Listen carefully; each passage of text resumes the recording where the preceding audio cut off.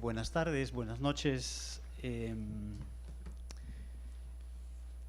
Para enmarcar este diálogo, leeré este primer párrafo que es el contenido de esta propuesta, de esta mesa, Memorias y Diversidad Cultural.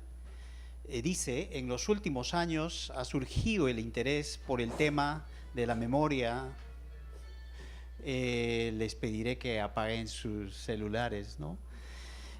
Dice: en los últimos años ha surgido el interés por el tema de la memoria, sobre todo a partir de las experiencias de conflicto armado, las transiciones democráticas, los trabajos de comisiones de la verdad en el mundo, y también por una tendencia a valorar las culturas, sus saberes y tradiciones en reacción a una visión de progreso universal y una historia escrita desde el poder que ha desplazado hacia el olvido a los grupos subalternos. Cuando pienso memorias y diversidad cultural, desde mi perspectiva, pienso a dos escalas. A una escala local donde las formas de recuerdos, las formas alternativas de memoria nos presentan diversas maneras de representar, de significar y de expresar vivencias y las maneras de cómo esas vivencias son significadas por la gente. Entonces, visto desde las localidades, uno puede apreciar las diversas formas de recuerdos donde los universos simbólicos y culturales enriquecen la significación en ese proceso, en ese acto del recordar. Entonces, hablamos de formas de memoria, hablamos de formas alternativas de memoria que abren un abanico de posibilidades, pero también de marcos de significación cultural. Los procesos de significar el pasado, es decir, las narrativas no solo son instrumentos que nos ayudan a comunicar una historia cualquiera, sino es en el acto se significa, se da sentido, y eso implica la necesidad de comprender los marcos, esos marcos de significación cultural. La gran pregunta es si a nivel local uno puede apreciar esas diversas formas de memoria, esas diversas formas de recuerdos, en qué medida esa diversidad es reconocida a una escala nacional, en qué medida esa diversidad cultural y esas diversas memorias se convierten en recursos que posibiliten la articulación de esas localidades y de esas personas y comunidades en ese espacio de lo público y lo político. O en sencillo, la pregunta es, ¿cuál es el valor de esa diversidad en el país?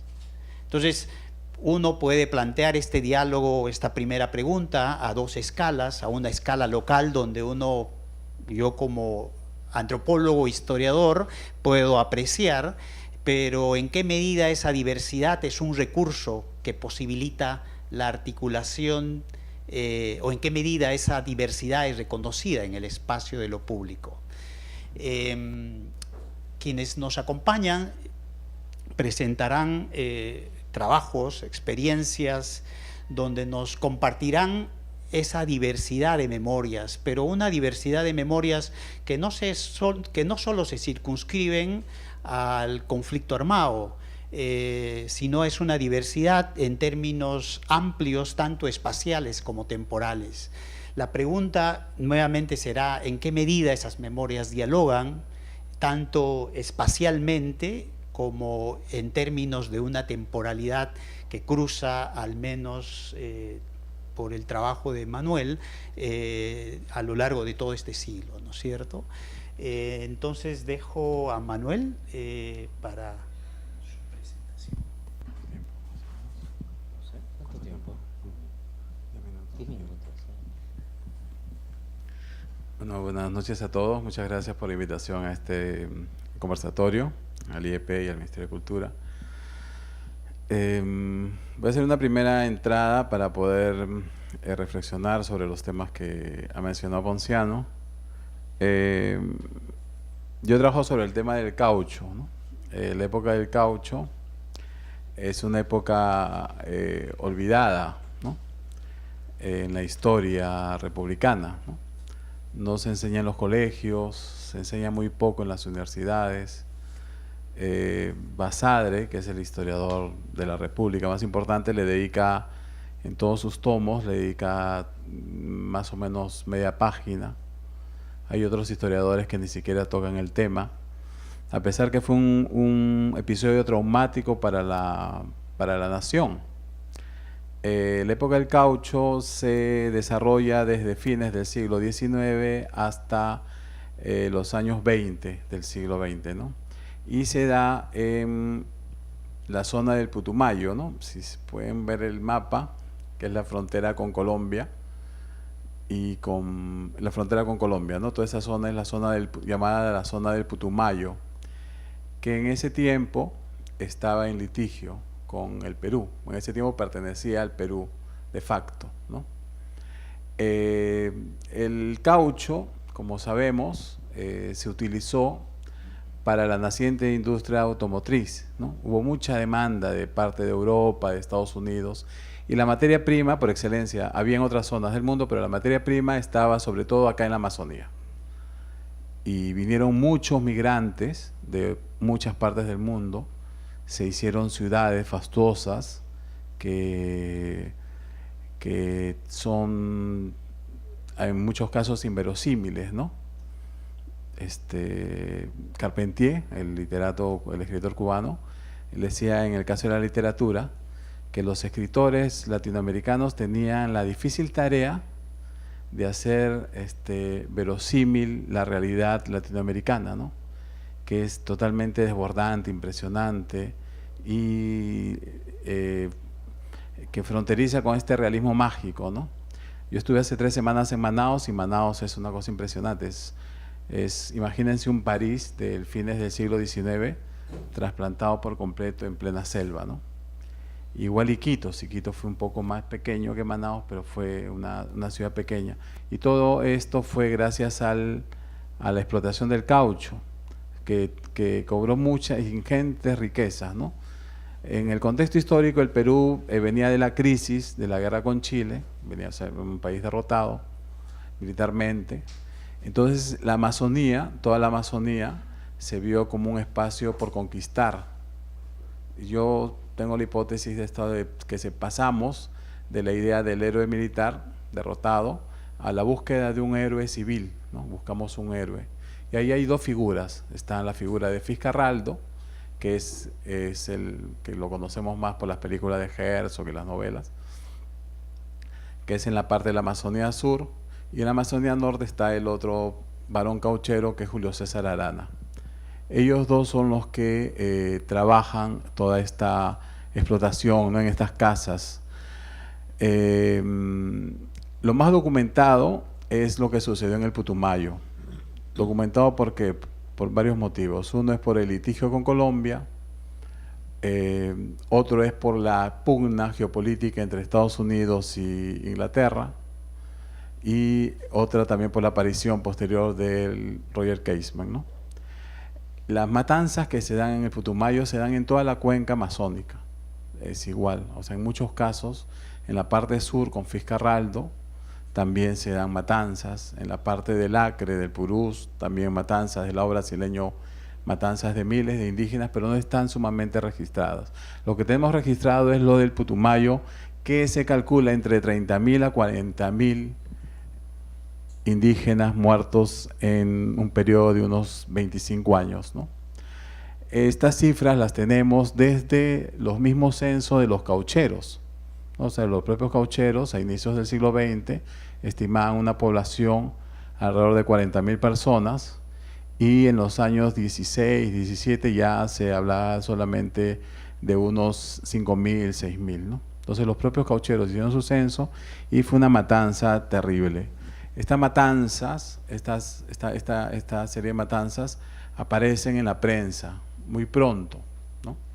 Por un lado, hay un discurso de Lima, como decía, que se tenía que empoderar, ¿no?, y visibilizar esta idea del héroe civilizatorio en Arana. Entonces aparece mucho en la prensa. Hay un escritor, siempre hay un escritor detrás del poder, un escritor que es el que inunda la prensa de la época, es amigo de Ricardo Palma, amigo de Valdelomar, discípulo de González Prada. Él es Carlos Rey de Castro, es un escritor diplomático, escribe muy bien, y él inunda la prensa de la época con todo lo que hace Arana. Es un relacionista público muy bueno. Entonces todas las noticias de Arana, siempre se ve la idea de Arana como un héroe civilizatorio. Es más, ese concepto es un concepto que le da el presidente Pardo a Arana, ¿no? Lo nombra héroe civilizatorio, ¿no?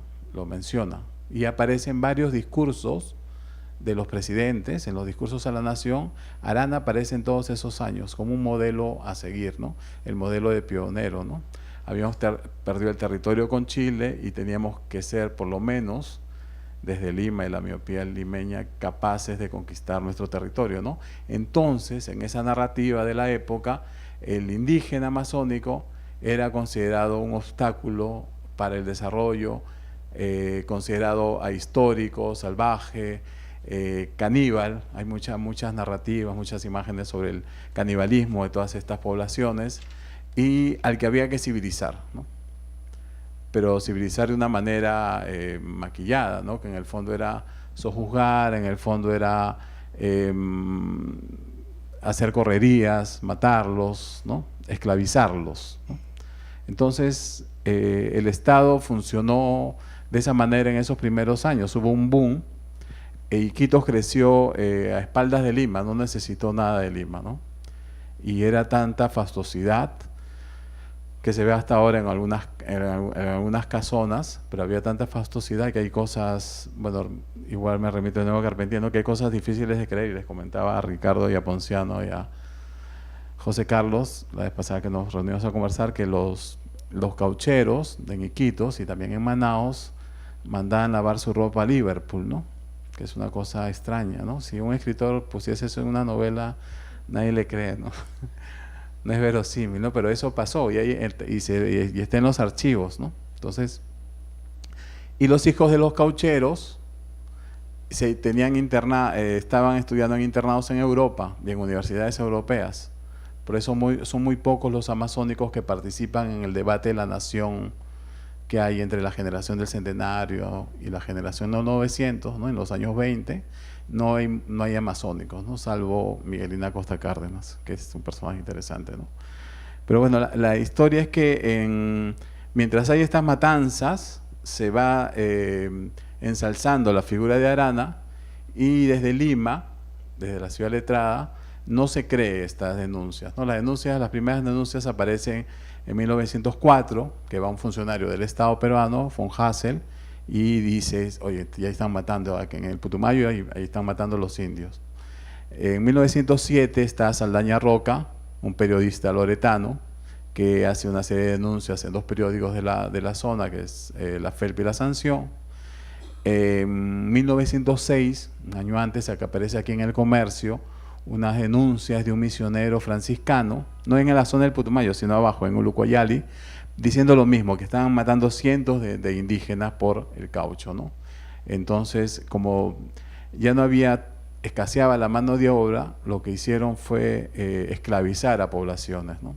En este caso no solamente fueron hombres, sino al final fueron mujeres y fueron niños, ¿no? En el caso del Putumayo fue más atroz, porque a ellos les pedían cierta cantidad de caucho, ¿no? Si no cumplían esa cantidad de caucho, los mataban, ¿no? Y los casos de tortura son de lo más infames, ¿no? Nosotros publicamos hace 3 años el libro azul de Roger Casement, donde se ven estas matanzas, ¿no?, cruelmente realizadas por los caucheros, ¿no? Entonces, en la historia nacional, esto fue tan fuerte, ¿no?, que hubo mucha prensa de la época, ¿no? O sea, es una cosa que fue un escándalo a nivel internacional. Apareció todos los sucesos del Putumayo en el Le Monde, en New York Times, en periódicos de la época, aparecieron publicaciones, libros, fotografías que circularon. Entonces, los intelectuales limeños, ante esta situación, hubo dos bloques, ¿no? Un primer bloque que no hizo caso a esto y es más, contradijo lo que decía Roger Casement de La Matanza, que estaba, ahí estaba Víctor Andrés Belaúnde y estaba Clemente Palma, entre ellos. Y en cambio había otro bloque, donde estaba Dora Mayer, estaba Pedro Zulen, donde a partir de estos sucesos empezaban a reimaginar un poco la nación con los indígenas amazónicos, ¿no? Hay algunos artículos tentativos en la prensa donde se empieza a pensar la nación incluyéndolos a ellos, ¿no? Cosas que después se pierde en el debate, pero están los artículos, ¿no? Dora Mayer es una de las que se preocupa en este tema, ¿no? del indígena amazónico, porque solamente se había conceptualizado en la época el indígena andino, ¿no? También para enmarcar estos hechos, hay que ver que más o menos cuando se salen a luz los sucesos del Putumayo y las matanzas, el viaje de Casement es en 1911, que es el mismo año donde se descubre en el lado andino Machu Picchu, ¿no? Entonces, desde el Estado lo que se trata es de sobresaltar, exaltar a nivel internacional, es la monumentalidad del pasado andino, ¿no? Y se deja de lado al sujeto en sí actual, presente, ¿no? Entonces, se invisibiliza, ¿no? Desde la prensa se invisibiliza todo este tema. Y se olvida, es un tema que se olvida. También aquí me remito también a una novela de García Márquez, no sé si se acuerdan, en 100 años de soledad, donde hay una matanza en la empresa bananera, y después de muchos años la gente empieza a dudar qué pasó, ¿no? Dicen, hasta que pasa solamente como un rumor, ¿no? Y acá sucede lo mismo, ¿no? Se olvida, y la evidencia es que en 1942, 1943, 30 años después, hay una exposición nacional por el cuarto centenario del descubrimiento por los españoles, o del reconocimiento por los españoles del río Amazonas. Y hay toda una serie de eventos sobre Amazonía en el Perú, ¿no? En Lima y en Iquitos, que son muy, muy importantes, fueron mucho más visitados y mucho más grandes de los eventos amazónicos que hemos visto en los últimos años, ¿no? Se hizo una exposición en el bosque de Matamula, frente al Rebagliati, y ahí hay una exposición hay varios módulos, ¿no? Y hay varios pabellones, y hay un pabellón sobre los caucheros, ¿no? Se rinde de nuevo homenaje a los caucheros. Y en ese año, en esos eventos, hay una serie de concursos, exposiciones de escultura, de pintura y de novela.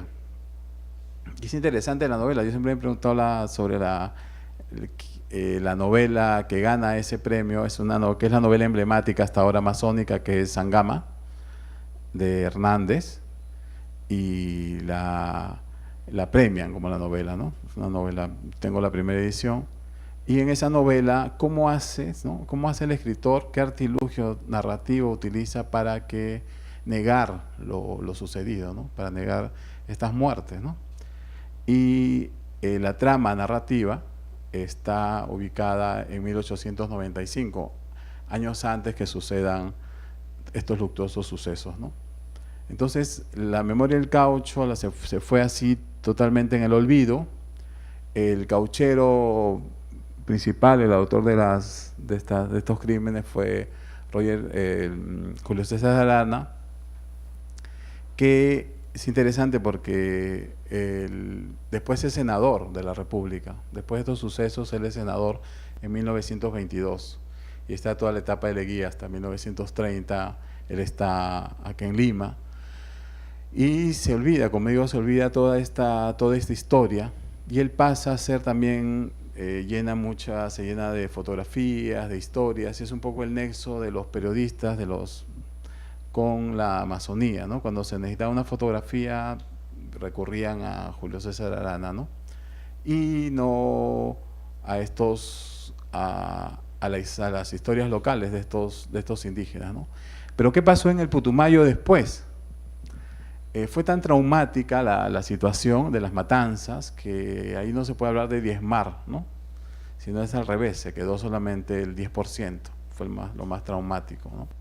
Se quedaron muy pocos y se quedaron, además que de quedarse poca población, se desestructuraron todos los clanes, se quedaron sin territorio, porque al pasar por el Tratado Salomón Lozano, pasa el territorio a Colombia, Arana los trae, ¿no? Por medio de uno de sus capataces, Miguel Loaiza, hace un traslado en los años 30, y a todos los boras, huitotos, andoques, ocainas, a todos ellos los trae a la cuenca del Ampillacu, cerca de Pebas, ¿no? En Iquitos, a todos ellos los traslada. Y en la zona del Putumayo se quedan muy pocos, ¿no? Entonces, y los mismos colombianos, los mismos huitotos que se quedaron, también se alejaron, ¿no? Entonces, en ese territorio se veía en los relatos orales que recogimos, en el CAP se recogieron los relatos orales en los años 80, se veía ese territorio como un territorio con mucho poder, pero con mucho poder negativo, ¿no? Que había habido mucha violencia, mucha sangre, y donde era peligroso ir. Eso era del lado peruano. Igual, desde el lado colombiano, hay un antropólogo amigo, Juan Álvaro Echeverry, que también en los años 90 hace un recorrido a la zona, y también ve toda esa zona como un espacio que es un espacio de muerte, ¿no? Un espacio vedado. Por ejemplo, los huitotos aquí en el Ampillacu hablaban que en la zona de La Chorrera, donde sucede esto en el Putumayo, era un espacio donde estaban los chamanes, los brujos más poderosos, ¿no? más fuertes, los que podían matar, ¿no? A las personas, los que tenían el poder de matar a las personas, ¿no? Entonces, estos relatos se van manteniendo en los 80 y en los 90, ¿no? Para pensar un poco, acercarnos un poco a la cultura huitoto, habría que ver la importancia de ellos de la palabra, ¿no? Son culturas orales, donde predomina la palabra. Yo he estado en reuniones ahí mismo en La Chorrera y se quedan toda la noche conversando, mambeando con tabaco y con coca, y se habla, ¿no? Y la palabra se utiliza para curar. Y ellos siempre hablan, en el caso de la memoria, de dos canastos, ¿no? Hablan el canasto de la esperanza y el canasto de la tristeza, ¿no? El canasto de la tristeza, Juan Álvaro Echeverry, él menciona, como lo denomina también como el canasto de las tinieblas, que a mí no me parece muy adecuado porque me remite a lo de Conrad y me parece muy novelesco. Me parece que lo más adecuado es como ellos mismos, los abuelos huitotos, dicen, ¿no? El canasto de la tristeza. Entonces, en el canasto de la tristeza están todas las historias que ellos quieren, no se pueden contar. Y no se pueden contar porque son muy fuertes, la época del caucho. No solamente por las matanzas que hubo de los caucheros, sino también que con la incorporación del Winchester, con la incorporación del dinero, con la incorporación de esta sociedad de mercado tan esclavista, se produjo rupturas clánicas y también se produjo entre ellos mucha división, y muchos indígenas estuvieron en las huestes de los caucheros y mataron a sus propios hermanos, ¿no? Después los caucheros se van y se quedaron ellos, ¿no? Entonces eso creó un clima muy tenso de muchas décadas, ¿no? Que también se trasladó al Ampillacu cuando ellos vienen acá a Perú. Entonces ese canasto de las tristezas, había palabras que no se dicen por temor a que se actualice, y más bien tenían otras palabras que está en el canasto de la esperanza. El canasto de la esperanza son las palabras que dan vida, ¿no? Que actúan sobre uno y transforman, ¿no? Entonces, para los huitotos siempre era muy difícil recordar esa época, ¿no? Esa generación olvidó, no recordó. Tuvo que venir una siguiente generación, y eso acá es interesante, es una generación que ya tiene que ver con una relación mucho más cercana, más fluida con el mundo de afuera y con elementos occidentales. Acá tiene que ver la escuela, en el caso peruano, en el caso colombiano es bastante la escuela, y en el caso peruano es el arte, la pintura, el arte como sanación, como curación, ¿no? Entonces aparece una generación de pintores que a través del arte empiezan a relatar la historia del caucho desde la perspectiva indígena. Empiezan estos jóvenes, uno es Víctor Churay, que estudia historia en San Marcos, otro es Bruce Rubio, que estudia filosofía en Iquitos, otro es Remer Yahuarcani, que es autodidacta y dialoga con su abuela, que fue sobreviviente del holocausto cauchero, y todos ellos, apropiándose de elementos occidentales, se van también reapropiando de su historia, ¿no? Ellos se van reapropiando de su historia y van reconfigurando un diálogo con los mayores, ¿no? Y esto se da sobre todo en un reencuentro después, que se da en 2012, ¿no? En el 2012 se da un reencuentro importante en La Chorrera, y en la misma Casa Arana, donde fue esta matanzas, ¿no? Esta serie de matanzas, la propia Casa Arana, se convierte ahora en un colegio que le llaman el Centro del Conocimiento. Es un colegio donde están los huitotos, los boras, los sandoques, y en ese colegio va Renber Yahuarcani con su padre Santiago y hacen un mural, ¿no? Donde relatan todas estas historias desde la perspectiva indígena, ¿no? Y donde participan también pintores, boras, ocainas del lado colombiano, ¿no? Entonces es un evento sumamente importante que reconcilia esta mirada y estas generaciones y le da vida a esta narrativa local, ¿no? Y esta narrativa local también yo creo que va influyendo y va desarrollándose en espacios regionales y nacionales como el de ahora, ¿no? Gracias.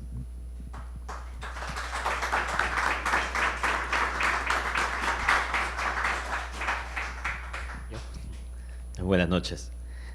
Bueno, yo quiero contarles un poco a partir de la experiencia que he tenido en Huancavelica los últimos años, donde he estado trabajando una historia del movimiento campesino, de su organización y de sus vínculos con la izquierda y con los gremios nacionales y departamentales, ¿no? Pero quiero empezar un poco contando que una anécdota de Rodrigo Montoya, que escribe en alguno de sus artículos. Entonces él recuerda que el año 64, 65, él había escuchado a los hacendados de Huancavelica decir que un indio leído es un indio perdido, o que un indio educado es un demonio encarnado. Entonces, esta vieja frase, digamos, de hacendados, marca un poco lo que ha sido también la historia que yo he intentado reconstruir hasta la actualidad, ¿no? Entonces, en realidad trato de abordar, a través de las cosas que les he dicho, los orígenes de lo que fue la lucha armada, ¿no? El contexto en el que se inicia la lucha armada de Sendero Luminoso en Huancavelica. Y ese trabajo empieza, se origina en una serie de situaciones que me van sugiriendo el tema y me van al mismo tiempo motivando mucho en lo que siguió, ¿no? Y una anécdota que me contaron en Huancavelica mismo, algunos dirigentes, tiene que ver con el gremio departamental huancavelicano. Entonces, actualmente en Huancavelica hay una federación departamental de comunidades y campesinos. Se reconstituyó en el año 98 o 99 y los que lo hacen son jóvenes dirigentes huancavelicanos que publican el boletín de la federación, que se llama Voz Campesina Huancavelicana. Lo publicaron como el número 1 y empezó a circular por la ciudad y por el departamento. Los dirigentes más antiguos, los viejos dirigentes, inmediatamente reaccionaron y se reunieron con los jóvenes para llamarles la atención, porque la federación había existido antes. Es más, en los 70s había habido un boletín que se llamaba exactamente igual, y que ese no era el número 1, ni que ellos eran los fundadores de la federación. Ese reclamo, además, se acompañó de una visita entre los viejos y los jóvenes dirigentes a la comunidad de Saxamarca, que está a 40 minutos, una hora de Huancavelica, para mostrarles que allí había sido un famoso congreso donde incluso había nacido Sendero, etc. Y estaban todavía las pintas en alguna de las rocas que rodeaban la comunidad. Esas dos anécdotas para mí me resultaban significativas por las preguntas que me provocaban, ¿no? ¿Por qué el olvido de esa historia anterior, el año 98, de parte de estos jóvenes, ¿no? ¿Qué había ocurrido? Y digamos, las preguntas son, digamos, el punto de partida de esta investigación que me trasladó a los archivos, a buscar a los viejos sobrevivientes de esa época, a rastrear en visitas a varias comunidades quiénes habían sido los actores protagonistas de esa época, ¿no? Y en una de esas visitas en el pueblo de Acobambilla, en las alturas de la cuenca Río Vilca, al este de Huancavelica, mirando más bien hacia el Mantaro, hablando con la gente les pregunto por un famoso camarada que había dirigido un mando militar de Sendero, que había dirigido la zona en los años 80, y si tenían idea de quién había sido este personaje, porque aparecen muchos testimonios de la Comisión de la Verdad. Y la gente me dijo inmediatamente, pero ese era Justo Gutiérrez Poma, ¿no? Ese era un patita que vivía, que era dirigente de la Federación Campesina y era de Saxamarca, de esta comunidad de la que les hablaba hace un momentito. El dato también, digamos, fue el hilo o la punta de la madeja que rastreé y que me ayudó a reconstruir una historia que me hizo encontrar con esta frase que les mencioné al comienzo, que Rodrigo Montoya rescata, ¿no? Y a una escena que nace en esta sala seguramente, el año 64, 65, en esta famosa mesa de Arguedas, sobre todas las sangres, donde un antropólogo conocido, Fabre, después de escuchar a Arguedas, le dice, bueno, yo he estado en Huancavelica investigando varios meses y yo no he encontrado indios en Huancavelica, yo he encontrado campesinos, líderes ahí organizados, ¿no? Al rato, cuando Arguedas interviene, le responde, digamos, a Fabre y le dice, bueno, yo he estado ahorita en Huancayo hace unas semanas, y invitado por un hacendado huancabelicano, y quienes nos atendían allí en la hacienda de Huancayo de este señor eran pongos huancabelicanos, que habían sido trasladados por el hacendado para atendernos a nosotros, y yo me puse a conversar con ellos en quechua, porque no hablaban castellano, y no tenían idea de cuánto tiempo iban a estar allí sirviéndonos a nosotros. El hacendado los había movilizado y estaban allí. Entonces Arguedas responde en la mesa, ¿no? Bueno, si estos pongos que hablaron conmigo no son indios, no son indígenas, bueno, no sé cómo llamarlos, ¿no? No, que esta situación es, digamos, son las escenas iniciales las que me sitúan en el proceso de investigación sobre esta historia del movimiento campesino huancabelicano, ¿no? Mientras Fabre y Arguedas conversaban aquí en el IEP sobre eso, 2 semanas después se fundó en Huancavelica la Federación de Comunidades y Campesinos del departamento de Huancavelica, constituida por campesinos, seguramente muy parecidos a los que mencionaba Fabre, pero también en esa asamblea de fundación de la federación estaban muchos otros campesinos, seguramente indígenas o indios, como los que había visto Arguedas también por esos días, ¿no? La historia del movimiento campesino, digamos que no le da gusto ni a uno ni a otro de estos personajes que se mencionaron en la mesa del IEP. La federación en los años 60 es una federación muy activa, muy bien organizada, que rápidamente establece redes con las comunidades campesinas de Hacienda y las comunidades campesinas independientes, negocia con el gobierno de Belaúnde, firman actas para por ejemplo, no hacer más invasiones, hasta que el gobierno de Belaúnde, en los 60s, estableciera la reforma agraria con la que se había comprometido. Bueno, como sabemos, Belaúnde no cumple con este compromiso, pero la federación no politiza más allá, digamos, su accionar, y más bien busca consolidar la federación hasta fines de los años 60, ¿no? Cuando llega Velasco, aplauden la llegada de Velasco porque saben que se viene una reforma agraria, la anuncia Velasco por esa época, y deciden apoyar al gobierno de Velasco, envían emisarios, memoriales, cartas, y hay una gran expectativa. Una comunidad que había sido comunidad de Hacienda, que en ese momento levanta un protagonismo muy fuerte, es la comunidad Chopja, que en realidad es la Hacienda Chopja, ¿no?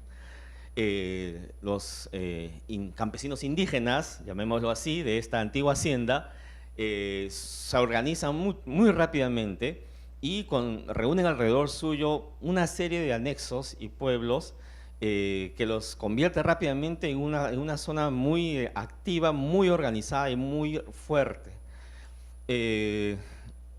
Hacer un paréntesis, Chopja ahora es el nombre de la comunidad, es una comunidad emblemática huancabelicana, y de hecho mucho del simbolismo departamental se aferra o ha tomado muchos de los recursos simbólicos Chopja para presentarlo huancabelicano. El apoyo a Velasco se frustra cuando Velasco decide crear organismos paralelos a la organización campesina a nivel nacional, y crea su propia federación huancabelicana.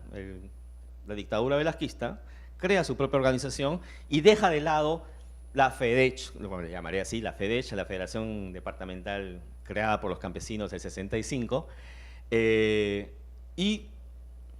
esta historia, digamos, corre del lado del régimen, ¿no? Las comunidades van detrás de Sinamos y la Federación Juan Taipe, pro-velasquista, buscando pues acceder a la tierra, que es el gran tema que está detrás de toda esta historia, ¿no?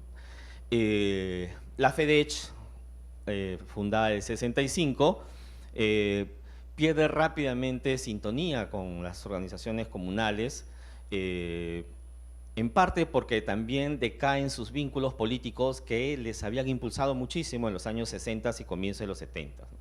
Este impulso político, esta asesoría política, había venido del Partido Comunista Unidad, ¿no? el prosoviético. Dato que es muy interesante porque se conoce muy poco de estos vínculos campesinos de parte del PC prosoviético, el periódico Unidad, en los años 60 en estas zonas de los Andes, ¿no?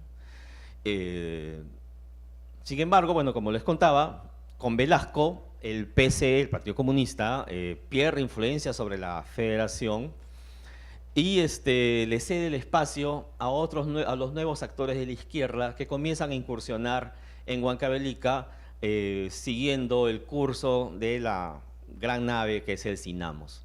Con Sinamos llegan activistas, pero sobre todo llegan intelectuales civiles que deciden apoyar de algún modo las reformas, la reforma agraria sobre todo, de Velasco en la zona, y el buque insignia, digamos, de esta experiencia de civiles pues, es DESCO.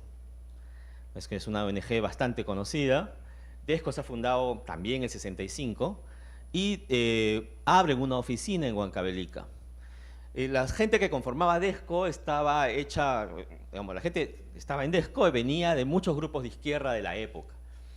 En ese momento, sobre todo, Vanguardia Revolucionaria, y que tenía dentro suyo cuadros militantes campesinistas que veían, por supuesto, en la movilización campesina un recurso o una vía revolucionaria de primera importancia, ¿no? Más allá de lo que se podía ver en las ciudades donde el proletariado y las perspectivas de clase dominaban, ¿no?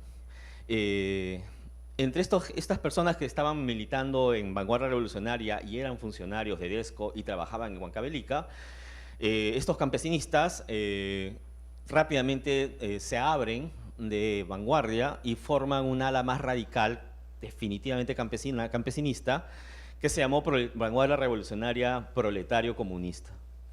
Este grupo, en el que participaban dos connotados dirigentes, que Julio César Mesich y Lino Quintanilla, van a Huancavelica, donde, digamos, cuentan con militantes dentro de la oficina de DESCO y con simpatizantes dentro de la joven dirigencia campesina huancabelicana de la Federación, ¿no?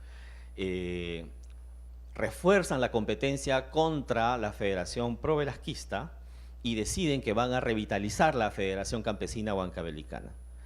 Para hacerlo necesitaban articular a todos los simpatizantes de izquierda que hubieran en los alrededores y buscar a alguien que pudiera encabezar esa nueva generación que debía emular el participacionismo que había con Velasco, ¿no?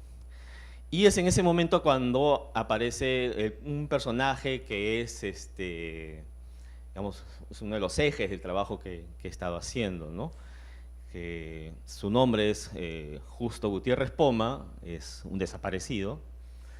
Él es el personaje que al comienzo les comentaba, me habían mencionado en Acobambilla, que terminó siendo mando militar de Sendero Luminoso, ¿no?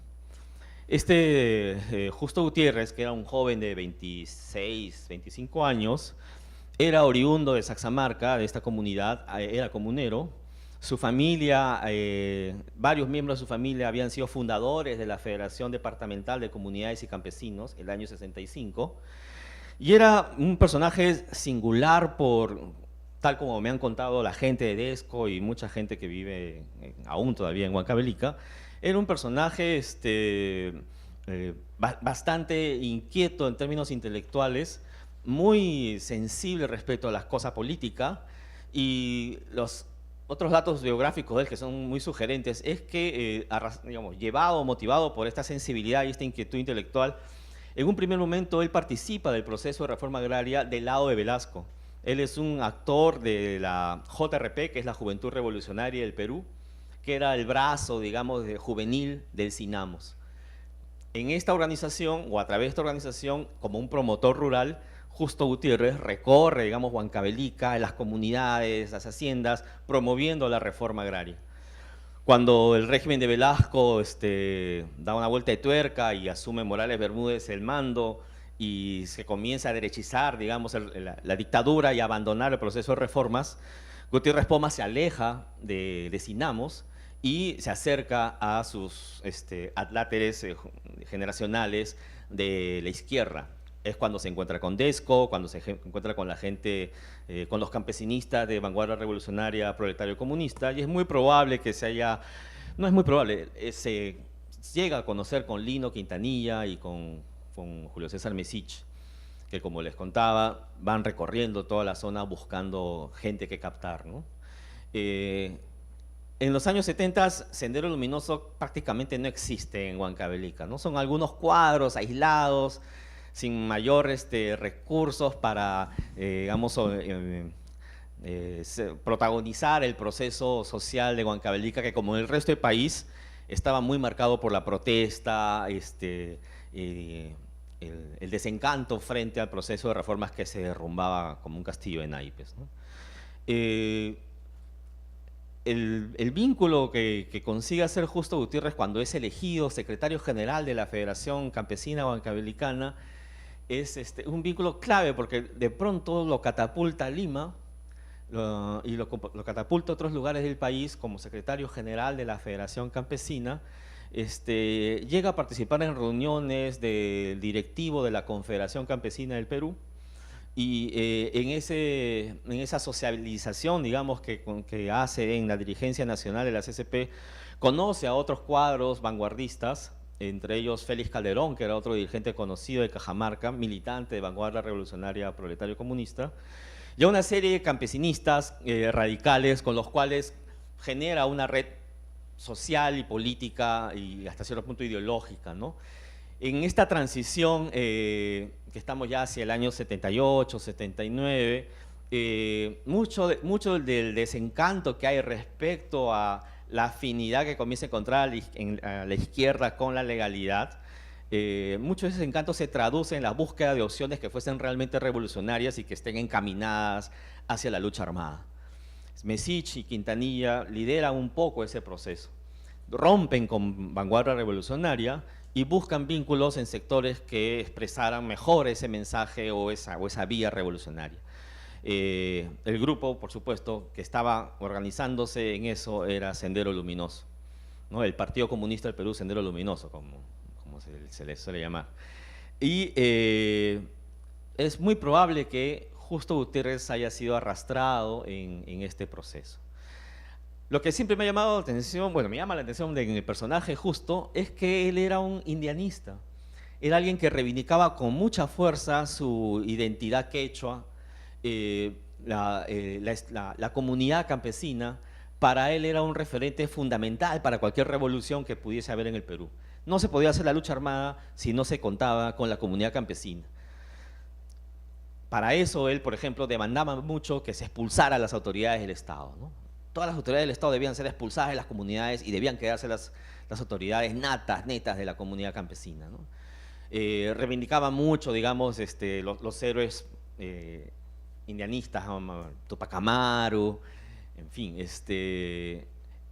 tenía mucho de este discurso indianista, ¿no? Por llamarlo, más que indigenista, indianista, ¿no? Y en esta identidad indianista, él en sus viajes en Lima conoce a través de sus amigos de Vanguardia Revolucionaria y de DESCO a gente de la Universidad Católica que también son indianistas, pero bueno, son limeños indianistas, que comparten mucho de esta fe por la comunidad campesina como núcleo, como célula de la futura sociedad peruana, ¿no? de la imagen utópica de la revolución. Y en ese sentido se juntan mucho con Gutiérrez Poma y llegan a hacer amistad. El apoyo que le dan los indianistas de la Universidad Católica incluso se expresa materialmente. Cuando se realiza el año 79 el famoso 8º Congreso que recuerdan hasta ahora los huancavelicanos en la comunidad de Saxamarca, los estudiantes de la Católica aportan con banderolas, con pintura, etcétera, para propagandizar el evento, ¿no? Incluso con alimentos, ¿no? Este momento, el Congreso del año 79, es el momento, digamos, final y es quizá el momento más alto en el liderazgo de Gutiérrez, ¿no? Porque él intenta en este Congreso de la Federación Departamental de Campesinos de Saxamarca comprometer en un radicalismo mayor a las bases huancavelicanas, pero es derrotado. La Confederación Campesina del Perú ha decidido en sucesivos eventos institucionalizar mucho más la Confederación, consolidar mucho más sus redes nacionales y integrarlas en este proceso de transición democrática que se estaba iniciando con la Asamblea Constituyente, ¿no? Esto aleja, digamos, las alas más radicales de la CCP. En ese contexto es que Quintanilla y Mesich deciden romper y se alejan y se acercan a Sendero Luminoso, con ellos también Félix Calderón y no mucho después también Justo Gutiérrez Poma, entre otros personajes, ¿no? El año 81, ya con el inicio de la democracia, Gutiérrez Poma prácticamente desaparece del escenario público huancavelicano y con él varios dirigentes jóvenes que habían ascendido a la dirección departamental de la Federación Campesina, ¿no? El 82, Justo aparece dirigiendo una columna armada junto con estos otros compañeros suyos que habían desaparecido y es el inicio, digamos, de la carrera subversiva de Gutiérrez Poma, ¿no? Su rastro es evidente, está en documentos de prefectura, la gente en el campo lo recuerda. Como les comentaba al comienzo, cuando yo pregunté en Acobambilla quién había sido el camarada, el mando militar, todos me dijeron, era Gutiérrez Poma, el que había sido dirigente de la Federación de Saxamarca. Bueno, nada de esto está narrado en el informe de la Comisión de la Verdad. Solamente un testimonio de Huancavelica menciona el nombre de Gutiérrez Poma. No hay otro. la historia misma de lo que fue el proceso de la violencia en Huancavelica está partida en tres en el informe de la comisión. La oficina de Huancayo se encargó de una zona, la de Ayacucho se encargó de otra, y una tercera zona, la de Huaytará, Castro y Reina, iba a estar a cargo de otra oficina. Al final nunca se escribió sobre lo que había sido la violencia en estas dos últimas provincias. Solo existe un relato, algo vago, de lo que ocurrió en la zona de la provincia de Huancavelica y Tayacaja, y en las otras que colindan con Ayacucho, ¿no? Entonces, si ustedes leen el informe, van a tener que viajar mucho por varios capítulos del informe para hacerse una idea global de lo que había ocurrido en Huancavelica, ¿no? Es un lugar sin historia, para usar el título del libro de Wolf. Muchos pueblos carecen de historia en Huancavelica. Si ustedes revisan bibliografía, prácticamente no hay nada sobre historia contemporánea huancavelicana. Y como les conté al comienzo, si subsiste algo de lo que ocurrió durante estos años del conflicto armado, es más por el relato oral de la gente, ¿no? que responde con sus recuerdos y sus memorias a quien pregunta, que es algo que aparentemente no se hace mucho, no se conoce, ¿no? Cuando los dirigentes viejos le reclaman a los dirigentes jóvenes que la Federación Campesina existe desde hace muchos años atrás y que el boletín que han sacado no es el número 1 porque antes ya hubo otro, no reivindicaron el nombre de Justo Gutiérrez Poma como secretario general de la Federación en los años 70, ¿no? Se van a los orígenes, a los años 60, para hablar de que allí hubo la Federación, ¿no? Resulta difícil de recordar que la Federación fue copada en algún momento por dirigentes que después entraron a Sendero Luminoso. Ese compromiso de Justo Gutiérrez y otros, digamos que mancilla un poco las memorias y dificulta mucho construir un relato continuo, sin baches, desde la fundación hasta ahora. Y eso es algo que de alguna manera también inhibe la fuerza de la voz con la que se denuncia y se protagoniza en la vida social huancavelicana, ¿no? No ocurre lo mismo con esto ya acabo, no ocurre lo mismo con algunas bases campesinas que también conformaron la federación. Como les mencionaba el caso del Chopja, ¿no? La comunidad Chopja se ha convertido en un actor tan emblemático que hasta el Ministerio de Cultura ha sacado 2 ediciones de CDs con videos, música, relatos e historia de los Chopja, ¿no? Hay un relato Chopja que, digamos, que es fomentada por ellos mismos, donde se presentan pues como una comunidad que jamás fue tocada por Sendero ni por el ejército, ¿no? Dada su fuerza organizativa, la fuerza de sus tradiciones, jamás permitieron que los actores de la violencia se impusieran sobre ellos mismos, ¿no? Este es el relato que impera desde los Chopjas mismos. La historia quizás es un poco más compleja, pero es quizás el actor más logrado y es quizás los que con mayor legitimidad pueden hablar de haber vencido aquella época donde cualquier ciudadanía rural emergente fue aplastada por los hechos que ocurrieron y que ahora conocemos, ¿no? Gracias.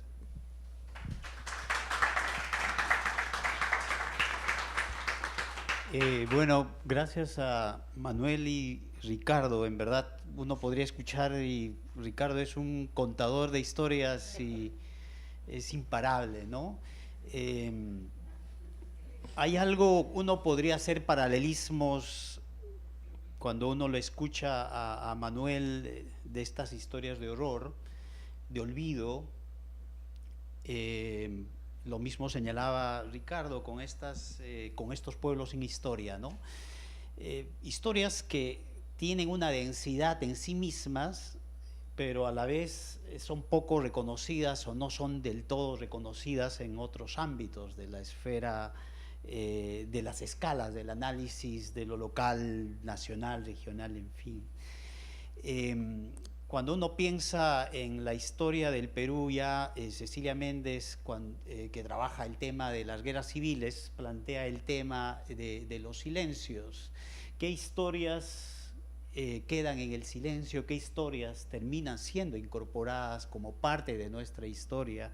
Y uno puede comenzar con lo que hace Cecilia con las guerras civiles, la historia del caucho, la historia de los movimientos campesinos de los 60, la reforma agraria que trabaja Enrique, y en qué medida la historia de la guerra nos es difícil incorporar, la historia de la guerra de los 80 nos es tan difícil incorporarlo como parte de nuestra historia e identidad. En ese sentido hay un paralelismo largo de historias, olvidos, silencios, que no son excepcionales a la historia contemporánea, cuando siempre nos planteamos la pregunta ¿por qué el tema de la violencia de los 80s no llega a ser un tema que sea incorporado como parte de nuestra historia, como parte de nuestra identidad? Cuando uno escucha la historia del caucho, la historia del movimiento campesino y de Justo, uno encuentra continuidades. Entonces hay una historia más bien de continuidades, de silencios. Carlos Iván hablaba de esta tradición o de esta estructura, de este marco de significación cultural donde lo que conecta todas estas historias es una tradición de represión de estas memorias subalternas. En algunos casos memorias que no llegan a ser evento, como el caso del caucho. ¿Cuántos de acá conocíamos de la envergadura de entre 30.000 y 40.000 muertos en un periodo relativamente corto, ¿no? En ese sentido cuando uno escucha a ellos, estamos frente a una historia de continuidades marcadas por olvidos, silencios.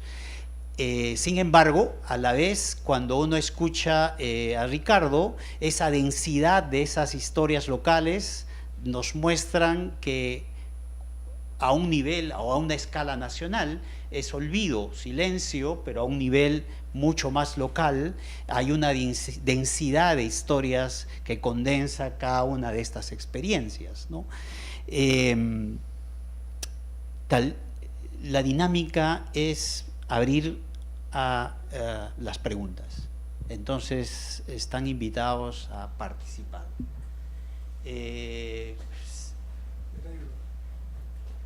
Nos dicen su nombre y Gracias, mi nombre es Ricardo Yávar, soy abogado y agradezco al IEP por esta charla tan interesante.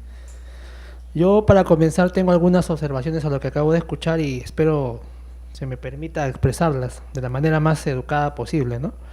En primer lugar, yo no considero que en la década del 80 haya habido una guerra, porque sería equiparar al enemigo con el Estado peruano, y no creo que eso sea correcto. En ese caso, sería una guerra también el ataque de la Puente Uceda en los 60 o del APRA en la época de los 30. No podemos hablar de guerra cuando hubo un ataque frontal de los guerrilleros, o los terroristas, como le quieran llamar, al Estado peruano. Segundo punto, la argumentación de la persona que estuvo al medio, no recuerdo su nombre, me va a disculpar, sobre esta persona que evoluciona de ser un dirigente campesino, sindical, a ser prácticamente un terrorista, es justamente el ejemplo de lo que le acabo de decir, ¿no? Cómo el Perú, Lima en particular, toma como óptica su propia visión feudal, burguesa, centralista, y hace una discriminación radical de cualquier cosa que no pase por esa óptica. Yo tengo un argumento contundente y no sé si la sala lo va a entender, ¿no? En el año 2014 y de acá para adelante, Lima no puede ser la locomotora que dirija al Perú. Lima no da para más. Lima no puede seguir encabezando el desarrollo, el progreso, como le queramos llamar, de nuestro país. Es dramático y es penoso, pero es real. Cada vez nuestra ciudad, donde vivimos ahora, se siente cercada, se siente limitada, se siente menoscabada. Yo, por ejemplo, acabo de escuchar lo del caucho. Yo tenía alguna referencia porque yo trabajé en la selva, pero la verdad que es dramático y es triste saber que en esta ciudad, en estas épocas, nosotros, la mayoría, no tengamos conciencia de la magnitud de lo que pasó. Y efectivamente, como dijo el señor, ¿no? La Casa de Fierro en Iquitos o la Prefectura de Iquitos es un ejemplo de que efectivamente esa ciudad tan hermosa, tan bonita, creció al margen de Lima. Por eso mi pregunta va, habiendo tomado estos puntos básicamente para lo que dijo el primer ponente, ¿no?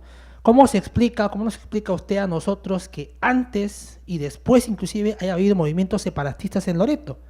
En el año 1896, si mal no recuerdo, con los hermanos Seminario, y en 1921 con el capitán Cervantes, que curiosamente no eran de Loreto. Los hermanos Seminario eran piuranos y el capitán Cervantes era cusqueño, si mal no recuerdo. Entonces, no sé cómo se encaja o se concatena movimientos separatistas muy fuertes en la selva peruana, específicamente en Loreto, y el caucho en el medio. No sé hasta qué punto se pueda explicar eso. Y gracias nuevamente por la paciencia y por la conferencia.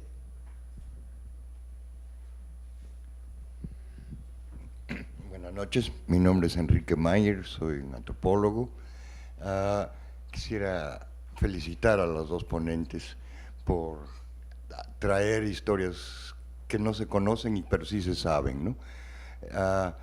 Y me hizo pensar un poco que la historia oficial que siempre pedimos es una historia que borra en lugar de que escribe o graba, resume, ¿no? Y tiene su propia versión. Sin embargo, si uno va al campo, hay dos cosas. Uno es, te cuentan estos cuentos y salen estas cosas. Yo recuerdo en otro trabajo de campo de un tipo que todo el mundo decía, ese es un guerrillero. Y al final el guerrillero y yo nos conocíamos, pero al final nos sentamos a contar y me contó que se fue hasta Corea del Norte para ser entrenado en la era del 65, cuando hubo ese ataque de Andamarca. Ahí vivía, todo el mundo sabía quién era, y él al final me lo contó, y el policía también. Entonces, eso es uno que existe. Pero lo que la gente sí reclama es que en algún momento, gente como ustedes y yo, vayamos y llevemos esas historias y la hagamos parte de la historia oficial. Eso es lo que ellos quieren, ¿no? No solamente el olvido lo reconocemos, pero que no lo hacemos. Eso como comentario grande. Como comentarios pequeños, a lo de Caucho obviamente es el más grande silencio del Perú y es un genocidio peor de los que conocemos. Dos comentarios que quizás no se conocen. La razón que Roger Casement, un cónsul inglés de origen irlandés, que según sabemos ahora con la novela de Vargas Llosa, también se metió a la causa independentista de Irlanda y otras cosas más, era la autorización de Inglaterra de investigar al señor Arana, era que los que mataban a los indios y los que tenían amarrados y esclavizados y en cadenas y les daban el látigo, eran ciudadanos ingleses de Jamaica, es decir, negros jamaiquinos contratados para ir a trabajar en las aventuras caucheras, y esos eran ciudadanos de su majestad la reina o el rey Jorge no sé cuánto de Inglaterra, y eso le autorizaba a él a intervenir y a denunciar, ¿no? Y que además el Roger Casement ya había hecho lo mismo para Congo. El otro comentario ahí es el señor Tausig y su libro que todos debemos conocer, pero lo que me pareció interesante del libro de Tausig y del comentario del compañero es que ahora estas zonas y estos indios martirizados son los chamanes fuertes, ¿no? O sea, el libro de Tausig dice terrorismo y curanderismo son las ambas caras, que la gente se siente, los colombianos que se sienten necesitados de ir a ser curados de sus males y sus malas conciencias, acuden a los indios castigados para que les curen. Esa relación me parece siempre bien interesante en el libro de Tausig. En cuanto a lo de Huancavelica, fascinantes historias, algunas las sé, otras no. Y mi pregunta es, ¿qué tiene que ver con la destrucción de las SAIs Huancavelica? Porque las SAIs fueron estas enclenques instituciones de la reforma agraria que fueron fáciles de derrumbar, pero que por lo menos en el caso de las SAIs Cahuide, Sendero participó. Y yo me interesé en las SAIs Huancavelica, pero lo encontré tan confuso porque no tenía tu ayuda, que no me pude acercar. Pero mi pregunta es si es que esta superestructura llamada SAIs también provocó actividades para la gente, ¿no?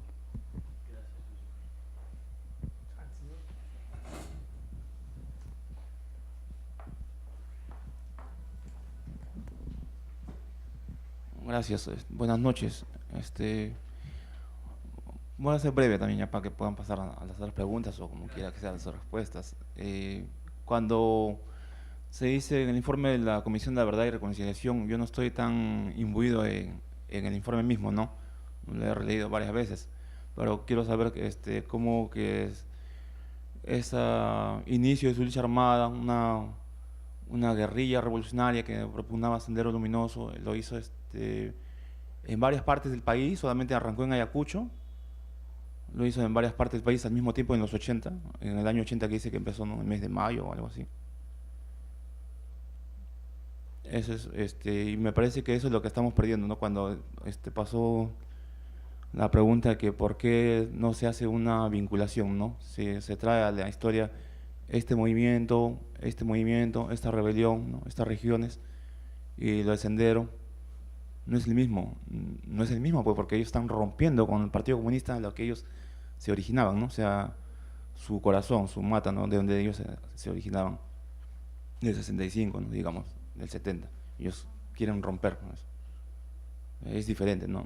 Los otros movimientos me parece que la raíz del asunto era eso, ¿no?, que ellos no rompen, o sea, no ven un inicio de lucha armada por vías revolucionarias, ¿no?, digamos, copiar del soviéticos, modelos comunistas, chinos, ¿no?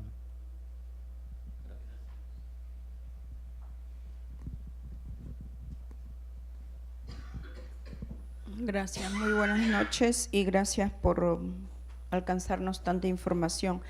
Yo quisiera que pudiera, por favor, explicar un poquito más por qué a Gutiérrez Poma lo definía como indianista en relación a lo campesino.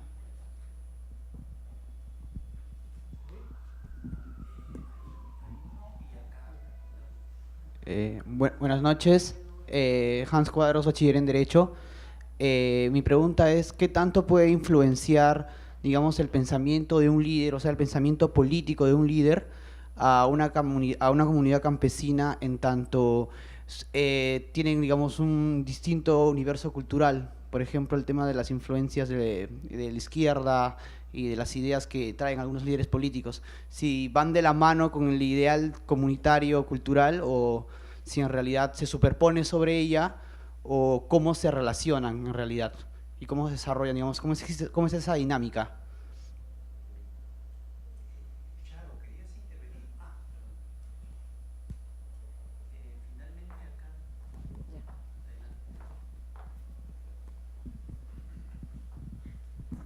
Gracias, muy breve. Mi nombre es Blanca Cayo. Soy profesora. Mi experiencia fundamentalmente ha sido urbana, ¿sí? 2 años en Arequipa y 10 en Chimbote, pero también he podido tener la suerte de viajar a Ayacucho y a Lucanamarca, Sacsayhuamán, o sea, Huancazancos, perdón, Lucanamarca y también Vilcajomán, etcétera, ¿no? El 2006, el 2010. Mi pregunta muy concreta. Dijiste, Ricardo, ¿sí?, que el campesino, dirigente campesino, joven dirigente campesino Gutiérrez, quería mucho afirmar su identidad indianista, ¿no? Y lo importante que era la comunidad campesina. No sé si me podrías explicar, si lo has investigado, cómo una persona que sentía así y que vivía eso podría haber entrado a una organización política que masacró campesinos como Lucanamarca, ¿no? Desprecio a la persona, desprecio al campesino. No logro entender eso, ¿no? Gracias.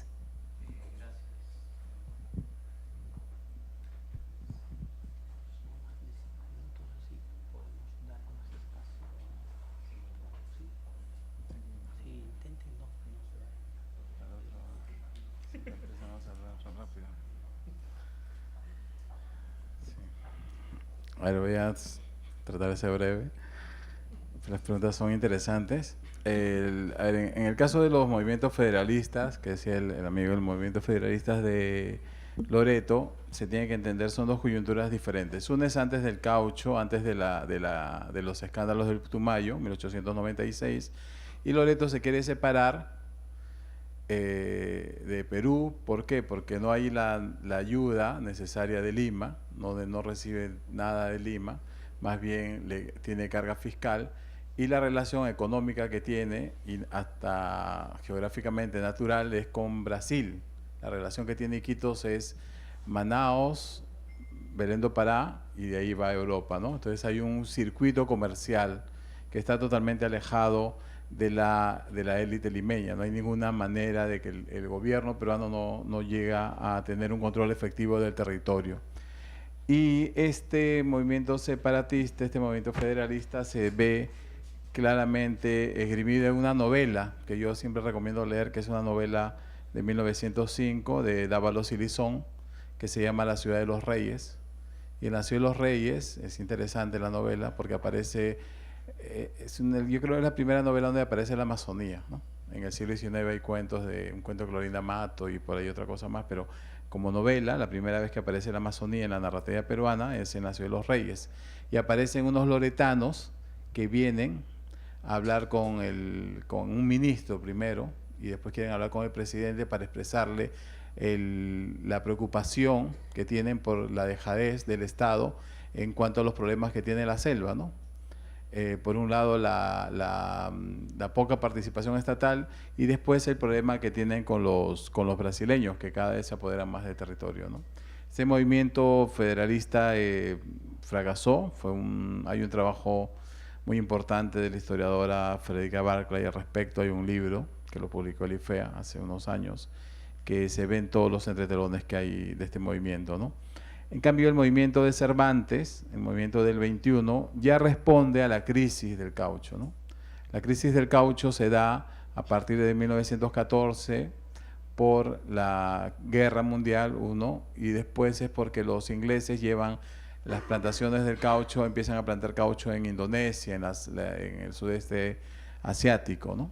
Entonces, Iquitos, Loreto, se queda muy pobre económicamente y se estructura toda esta riqueza, toda esta fastuosidad de estas ciudades, como Iquitos, en el caso brasileño también. Todos los migrantes europeos, la mayoría se va, ¿no? Se va afuera. Desaparecen ciudades. En el Purús habían ciudades de 2.000, 3.000 personas que ya no existen, desaparecen todo eso, ¿no? Eso es en el 21, ¿no? Y aquí está el juego de las élites y de las memorias regionales, ¿no? Es interesante las élites regionales frente a Lima, que tienen una memoria, una historia, pero en esa memoria, en esa construcción de desarrollo regional también no están los indígenas, ¿no? Los indígenas no aparecen por ningún lado, no están en estos, no hay ningún participa ningún líder indígena, no hay nada, no hay una seria exclusión, ¿no? Hasta los años 70, me contaba una monja española, fines de los 70, en Nauta, los que conocen Iquitos, que es una hora de Iquitos, les prohibían a los cocamas sentarse en la plaza de armas, ¿no? Estaban prohibidos hasta fines de los 70 sentarse, y tenían que irse a sentarse a un parque aledaño, ¿no? Entonces había este tema del rechazo y de la discriminación hacia el indígena de parte de estas élites regionales, ¿no? Y después lo que decía Enrique, que es interesante, esta figura que quería detenerme en Roger Casement, que era un personaje por sí polémico, muere en la horca, que no lo conté por tiempo, muere en la horca en 1916. Y al morir, ya estaba por morir, una semana antes de morir, que lo recoge Vargas Llosa en su novela, Arana le envió una carta, ¿no? Pidiéndole que se retracte de todas las cosas que había dicho, ¿no? Que según Arana eran mentiras, ¿no? Roger Casement sirve también a la causa irlandesa. Y hay una cosa interesante, que es que en esta época, en la época del caucho, los indígenas aparecen solamente como objetos, ¿no? Están los etnógrafos como Wiffen, geógrafos como Robuchon, personajes como Roger Casement, ¿no? Todos con una distinta mirada, desde el salvaje, el caníbal, hasta el buen salvaje, hasta el benigno, hasta el indefenso, ¿no? Pero nunca tiene voz, ¿no? Es más, en el informe Casement, solamente Casement entrevista, como dice Enrique, a los barbadenses, o sea, no entrevista a los indígenas no tienen voz, ¿no? La persona que entrevista y da voz a un indígena es un juez peruano, el juez Rómulo Paredes, que hace una extensa entrevista a través de un traductor huitoto, dice, ¿no? Y una de las cosas que llama la atención es que el indígena asocia, que es una cosa de esta memoria de la violencia, asocia el disparo del Winchester en el idioma huitoto era la voz del blanco, ¿no? Que la voz del blanco era por el fusil, ¿no? Una cosa que escandalizó en ese tiempo y hasta ahora, ¿no? Le escandalizó al juez Paredes, ¿no? Y se da esta figura también, lo de Taussig también, que es interesante, que esta figura, Taussig trabaja esta figura del terror, ¿no? Él también recoge muchos, trabaja el informe del juez Paredes, que dice que los empleados caucheros tenían pesadillas, ¿no? De que los indios los iban a matar, se los iban a comer vivos y todo eso, ¿no? Yo cuando estuve en La Chorrera hace 2 años, en el 2012, cuando hubo el reencuentro de estos pueblos, y me contaban unos ancianos huitotos que esta violencia es antes que lleguen los peruanos, además. En la época de Larrañaga, un cauchero colombiano, el hijo de este cauchero muere de causas naturales, murió. Y el papá, el cauchero, le echa la culpa, asume que muere su hijo por culpa de un curandero huitoto. ¿Y qué hace, no? En venganza, quema una maloca con más de 100 personas dentro, ¿no? Y nos llevaron los huitotos, los ancianos nos llevaron al sitio, ¿no? Recordaban dónde quedaba la maloca, donde había hecho ¿no? Entonces había esa cultura del terror extrema que lo menciona Taussig, ¿no? Y sí, también hay una relación, esta relación entre Cusco y Loreto es una cosa que va por ahí, ¿no? El prefecto Hildebrando Fuentes, él habla también en 1905, 1906, que él ve los modelos, el futuro del Perú no ve Lima, sino ve Cusco y Loreto, ¿no? Que es una cosa sumamente interesante. Y hay personajes que cruzan en la historia. Uno de los personajes que hay muchos viajeros cusqueños. Uno de los importantes es Valdés y Palacios, ¿no? Que va de Cusco, se va hasta Europa y cruza todo Loreto, ¿no? Y hay un trabajo, también con esto termino, de un historiador peruano que está en Sao Paulo, que dice que este cusqueño, Valdés y Palacios, conoce a Julio Verne en París y le cuenta la historia de la selva, y Julio Verne lo plasma en una novela, ¿no? En La Yangada, ¿no? Entonces hay muchos referentes entre Andes y Amazonía. El problema de nosotros es que, como dice Basade, ya acabo, que vemos el Perú como compartimentos estancos, ¿no? Estamos tan metidos en nuestro trabajo, nuestra disciplina, y están encerrados y no vemos que antes, ¿no? de la República, o sea, las sociedades amazónicas y costeñas y andinas dialogaban, ¿no? Se entrelazaban. Hay mucha influencia de los aguajún en Mochica y viceversa, mucha influencia entre Nazca y los pueblos pano, que se está viendo recién a través de la arqueología, ¿no? Bueno, gracias.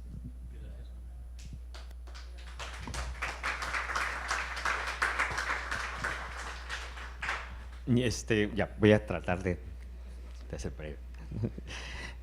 Voy a empezar por la pregunta última de Blanca, ¿no? Yo también no he llegado a una respuesta definitiva, no creo que la haya, acerca de cómo una persona como Gutiérrez Poma, que demandaba este reconocimiento de una identidad quechua, que manejaba un discurso indianista, y que lo hacía no solo él, sino que él lo compartía con una serie de personas de diversos origen, ¿no? Con limeños de la Universidad Católica, pero también con dirigentes campesinos huancavelicanos y de otros lugares del país con los que se encontraba en los eventos de la CCP, etc.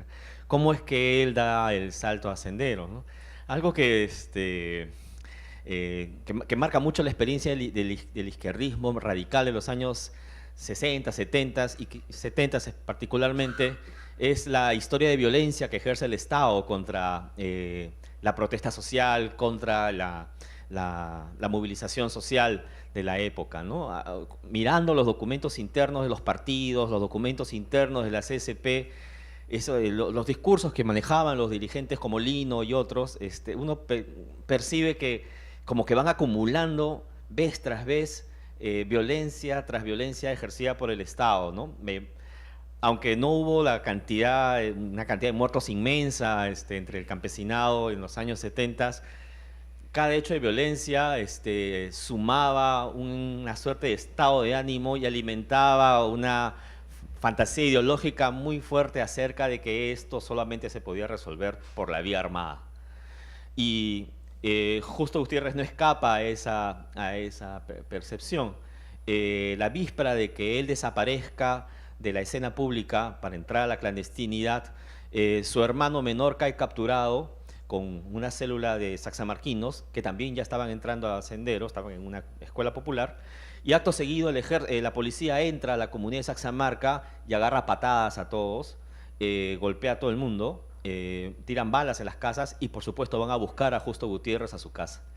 La historia que hasta ahora recuerda a la gente es que su esposa fue agarrada a golpes, igual que su padre, que era un anciano, y que eso habría indignado muchísimo. Y en el relato oral que uno escucha entre la gente es que por eso entró a Sendero, ¿no? Por eso, ahí entró. Ahora, si exploramos la biografía de Justo Gutiérrez, vemos que es en realidad una trayectoria mucho más rica y mucho más compleja, con extensiones sociales, con vínculos, que ayudan a explicar mucho más quizás ese momento de decisión final, ¿no? Quizás la violencia del Estado, de las fuerzas policiales contra su familia tuvo que ver con la decisión, pero yo creo que ya estaba tomada la opción, ¿no? Por los vínculos, por la historia que he mencionado, ¿no? La historia de fracaso de la SAIS de Huancavelica es bien parecida a otras que tú nos has contado a través de tu libro, Enrique. La SAIS fue creada con mocos y babas en Huancavelica, fue una impostura estatal sobre una sociedad civil rural que vio frustrado su propio proceso con este discurso reformista que trajo Velasco, ¿no? El velasquismo en Huancavelica a veces deja la sensación de haber sido más bien un proyecto reaccionario antes que un proyecto progresista, porque frustra estos procesos de ciudadanización en el campo y destruye estas redes de sociedad civil que se habían venido configurando tanto en la ciudad como en el campo desde los años 60 y en los años 70, ¿no?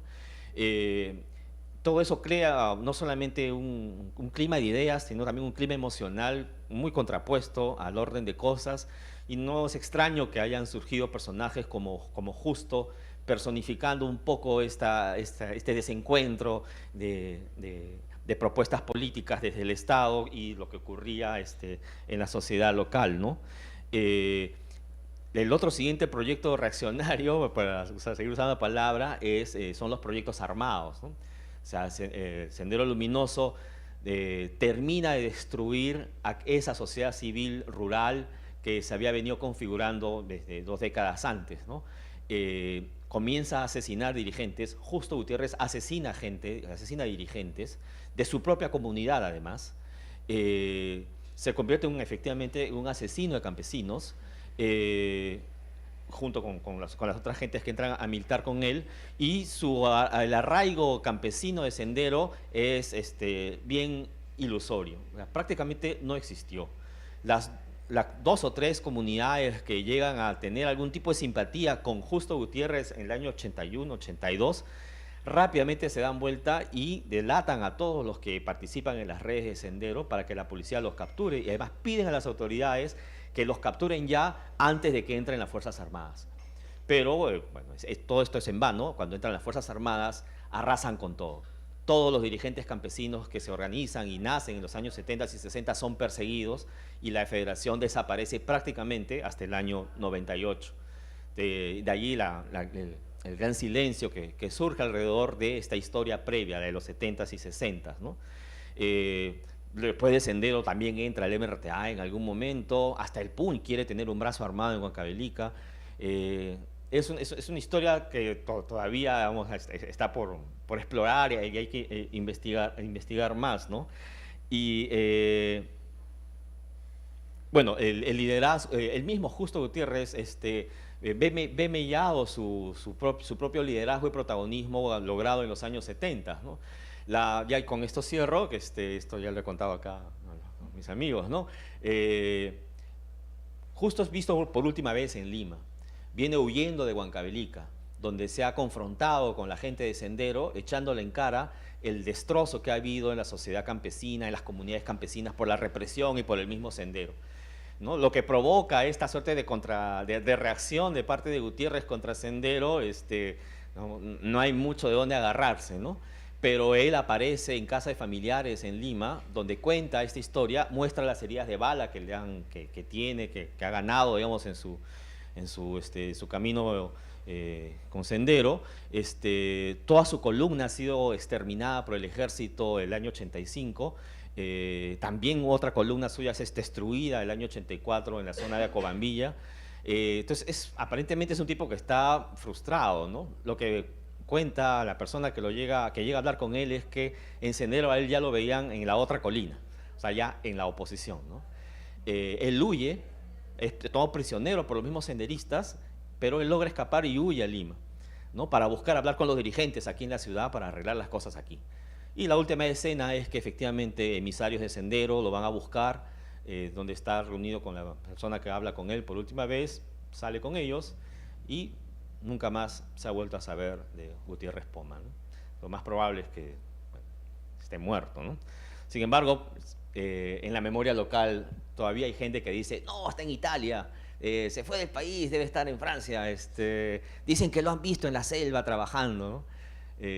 Bueno, eso es lo que finalmente queda de él, ¿no? Retazos, recuerdos negros y una historia, pues, tan olvidada la de él, pero también como la de tanta gente, ¿no? Gracias, Manuel y Ricardo. En verdad, son historias que invitan a seguir buscando estas historias, ¿no? Intentando lo que señalaba Enrique, traer estas historias de una larga trayectoria, de una tradición de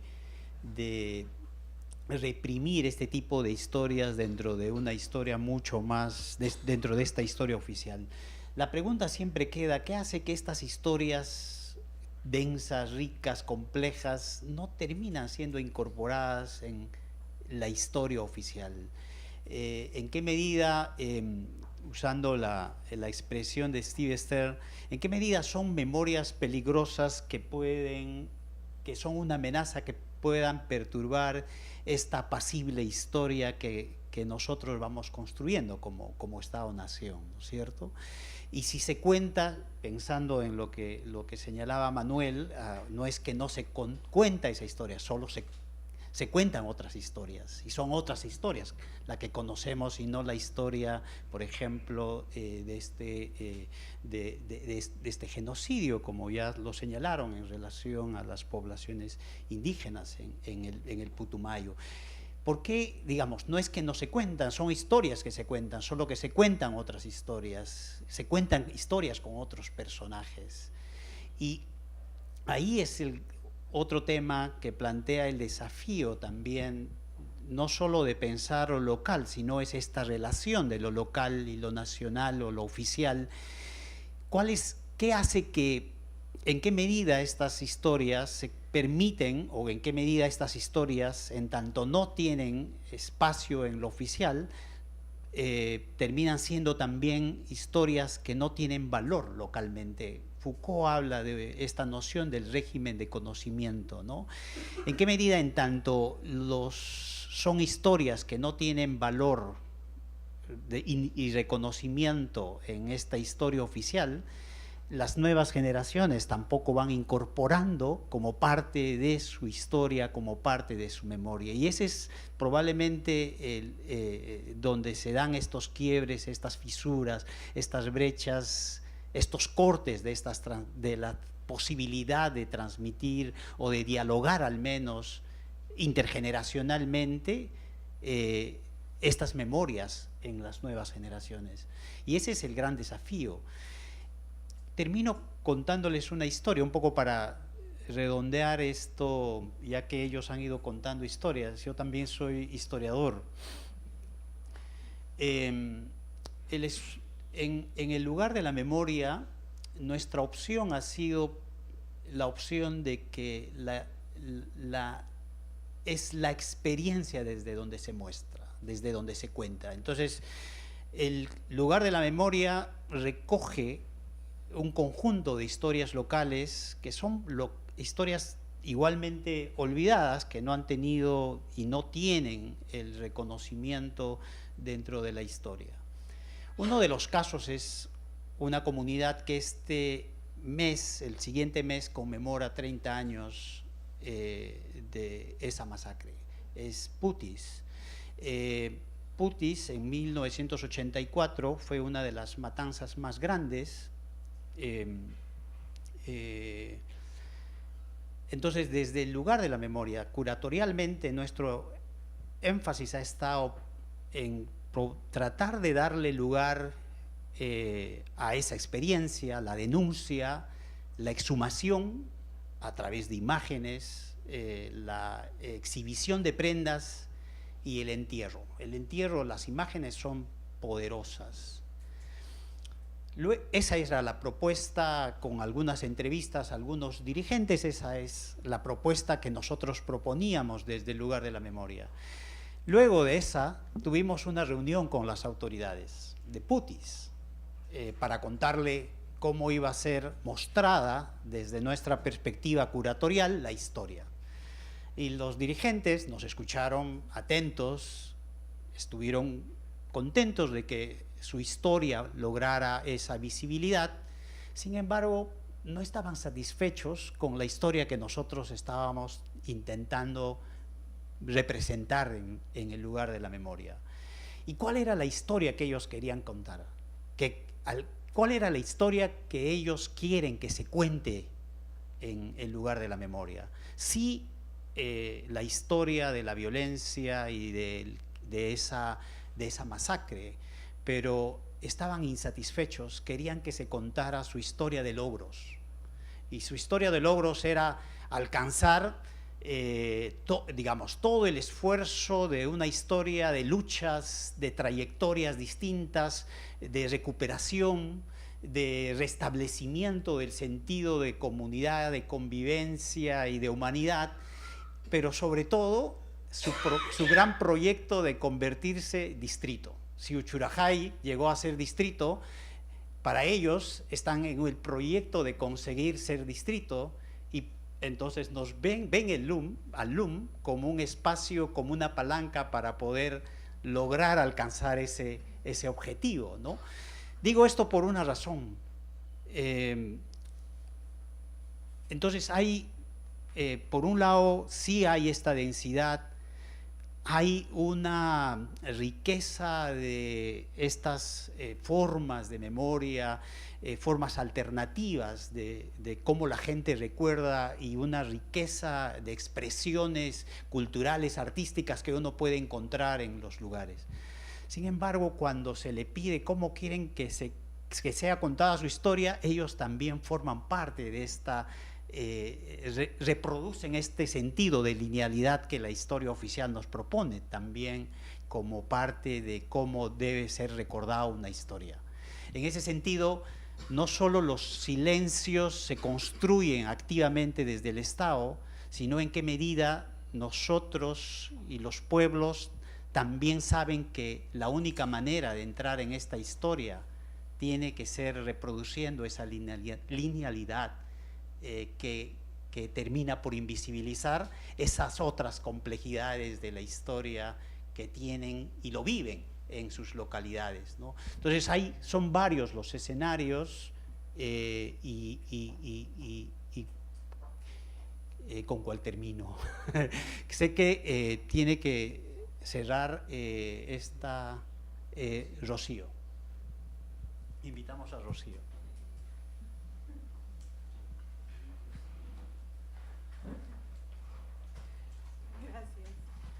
Muchas gracias, muy interesante, ¿no? Creo que ha sido una noche de mucha reflexión.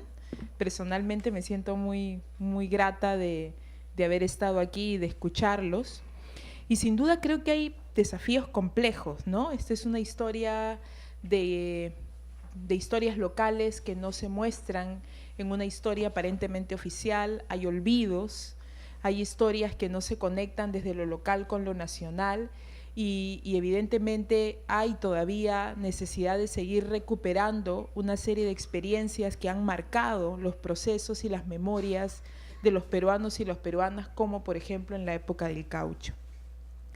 Yo igual me voy como reflexionando, pensando un poco más en la relación entre la memoria y la puesta en valor de una diversidad cultural que no siempre hemos apreciado como positiva o como sinónimo de desarrollo en el Perú, ¿no? Y creo que ahí hay un enorme desafío, cómo conectamos esta recuperación de nuestras memorias orales, trágicas, muchas de ellas muy violentas y marcadas por estas tensiones, como la que nos contaba de este, digamos, dirigente, y luego en un proceso tan complejo como el terrorismo, y cómo estas historias efectivamente nos colocan desafíos que tienen que ver sin duda alguna con el país que queremos y con el horizonte que estamos planteándonos como sociedad para todos y para todas, ¿no? Creo que son reflexiones muy, muy interesantes que bueno, nos toca de desafío para el 2015, tenemos trabajo. Agradecerles a ustedes por estar aquí, muchas gracias. Cerramos hoy un ciclo de conversatorios, así que eso nos emociona mucho. Lamento que Pablo Sandoval no esté aquí, pero estoy segura que nos está viendo por streaming, así que un saludo para él, porque él era un movilizador también de estos espacios. Mi agradecimiento a ustedes, están marcando un hito importante para el Ministerio de Cultura, nos ayudan a cerrar un proceso que hemos trabajado con mucho entusiasmo. Muchas gracias a ustedes, gracias al IEP y nos volvemos a ver el próximo año. Gracias.